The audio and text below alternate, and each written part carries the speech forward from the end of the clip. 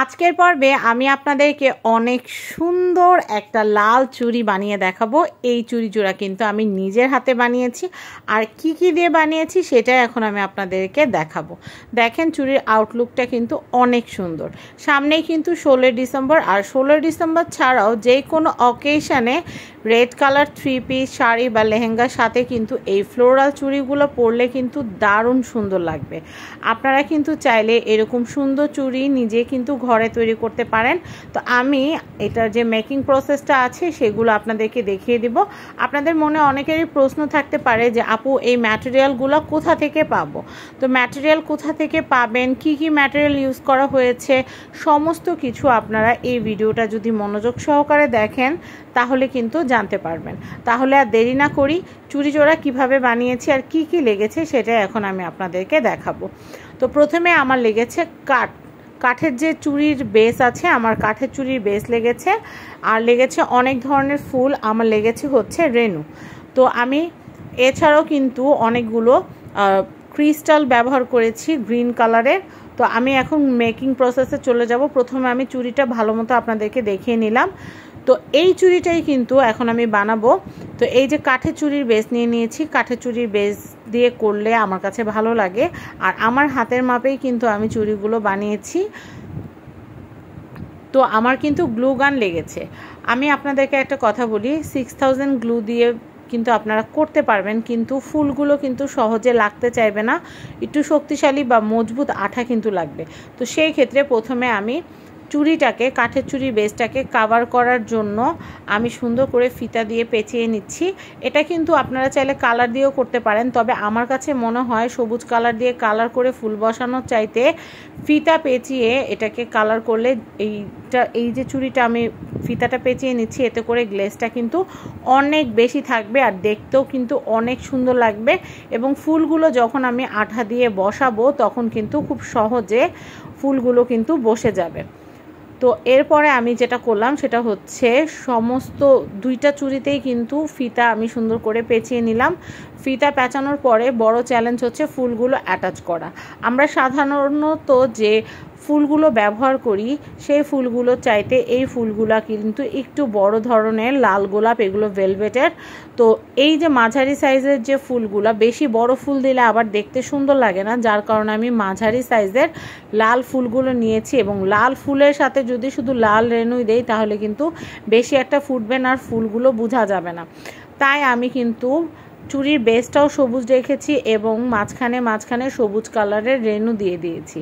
একটা সত্যি কথা বলবো, আমার কাছে কিন্তু লাল ফুল অত বেশি ছিল না যে আমি পুরোটা চুড়ি কমপ্লিট করব। যদি আমার কাছে এই ভেলভেট লালটাই পুরোটা থাকতো তাহলে কিন্তু আমি অন্য যে কন্ট্রাস্ট এই যে ফুলটা মাত্র লাগালাম এই ফুলটা কিন্তু আমি ইউজ করতাম না। কিন্তু আমি দেখলাম যে আমার কাছে দুইটা চুড়ি বানানোর মতো এক কালারের অত বেশি ফুল নাই। তো আমি চিন্তা করলাম দুইটা কালারের কন্ট্রাস্ট করে একটু ভ্যারিয়েশন আনলেও কিন্তু ভালোই লাগবে, খারাপ লাগবে না। তো যেমন চিন্তা তেমন কাজ। আমি একে একে সবগুলো ফুল আমি আঠা দিয়ে সুন্দর করে আমি বসিয়ে নিলাম, হাত দিয়ে চেপে চেপে। তবে এখানে একটা সমস্যা ফেস করেছি, সেটা হচ্ছে আমি যখন ফুলের নিচের ডাটের অংশটা যখন কেটে ফেলেছি তখন পাপড়িগুলো আলাদা হয়ে যাওয়ার একটা সম্ভাবনা ছিল। তাই আমি গ্লু দিয়ে খুব সুন্দর করে আমি সিকিউর করে নিয়েছি।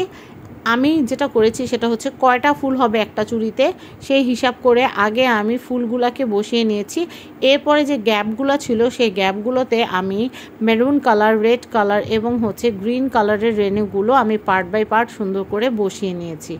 আর রেনুগুলো কাটার সময় বোটাগুলো একটু লম্বা রেখেছি যেন জিনিসটা একটু পোক্ত হয় আর দেখতেও যেন ভালো লাগে। এখন আমি যেটা করব সেটা হচ্ছে এই যে রেনুগুলো বসানোর পরে যে অংশগুলো বাকি থাকবে বা ফাঁক থাকবে সে অংশগুলোকে যেন খারাপ না দেখা যায়, সেই জন্য আমি গ্রিন কালারের আমার কাছে যে ক্রিস্টাল ব্রিডগুলো আছে আমি সেই ক্রিস্টাল ব্রিডগুলো দিয়ে খুব সুন্দর করে আমি সেট করে নিলাম।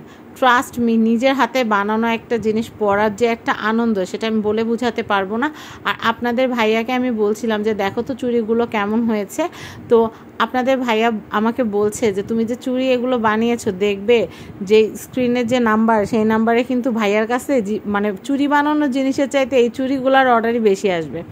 তো চুড়ি যদি আপনারা কেউ অর্ডার করতে চান তাহলে কিন্তু সাত্তার ভাইয়ার যে নাম্বারটা স্ক্রিনে দিয়ে দিয়েছি সেই নাম্বারে অর্ডার করলেও পারেন, আর আমাদের পেজে তো নাম্বার দেওয়া আছে, বা কমেন্টে আমাকে জানাবেন যে আমার বানানো কোনো চুড়ি যদি আপনাদের ভালো লাগে তাহলে কিন্তু আপনারা চাইলে কিনতে পারেন। তো এইটার মাপটা হচ্ছে 2.6, এটা আমার হাতের চুড়ির মাপ। তো আমি একে একে দুইটা চুড়ি সেমভাবে বানিয়ে ফেলেছি। এটা হচ্ছে আউটলুকটা, আপনারাই বলেন কতটা সুন্দর হয়েছে। এটা 16 ডিসেম্বর লাল সবুজ শাড়ির সাথে পরা যাবে। এছাড়াও গায়ে হলুদ বা বিয়ের অনুষ্ঠান বা যে কোনো অনুষ্ঠানে কিন্তু এই ধরনের চুড়িগুলা কিন্তু আপনাকে সবার চাইতে একদমই আলাদা করে তুলবে। আপনারা বাসায়ও কিন্তু এরকম চুড়ি তৈরি করে নিতে পারেন, আর যদি চান যে আমার কাছ থেকে কিনবেন তাহলে কিন্তু আমি আপনাদের জন্য সুন্দর সুন্দর চুড়ি তৈরি করে দিতে পারবো। যদিও এটা আমার প্রফেশন না, কিন্তু তারপরও কেউ যদি শখ করে আমার কাছে আবদার করে তাহলে তো আমি কখনোই না করতে পারবো না। এখন আসি ম্যাটেরিয়ালের ব্যাপারে। এই যে ফুল, রেনু, চুড়ি, তারপর হচ্ছে ফিতা, গ্লুগান, গ্লু স্টিক, এগুলো সব আমি সাত্তার এন্টারপ্রাইজ থেকে কিনেছি। এই যে হচ্ছে সাত্তার ভাইয়া, আর ওনার কন্ট্যাক্ট নাম্বার এবং অ্যাড্রেসটা কিন্তু এখানে বোর্ডের মধ্যে দেওয়া আছে। ভাইয়ার কাছে আপনারা কি কি পাবেন সেটা একটু বলে দিই। আপনারা ব্লক, বাটিক, টাইডাই, মানে অল আইটেম, লিপ্পান আর্টের A to Z, মিরর থেকে শুরু করে উডেন বোর্ড, তারপর হচ্ছে পেইন্ট করার যে ক্যানভাস থাকে, রং তুলি, মানে A to Z ক্রাফটিংয়ের অল আইটেম আপনারা ভাইয়ার কাছে পাবেন। এই দেখেন আমি সব কিছু আপনাদেরকে দেখিয়ে দিলাম। আপনারা আমাকে জনে জনে জিজ্ঞাসা করবেন, জনে জনে উত্তর দেওয়া সম্ভব না, তাই কিন্তু আমি প্রত্যেকটা ভিডিওতে কোথা থেকে আমি কি কিনেছি সেটা কিন্তু আমি আপনাদেরকে স্পষ্টভাবে জানিয়ে দিই। সবাই ভালো থাকবেন, আজকের মতো বিদায় নিচ্ছি, আল্লাহ হাফেজ।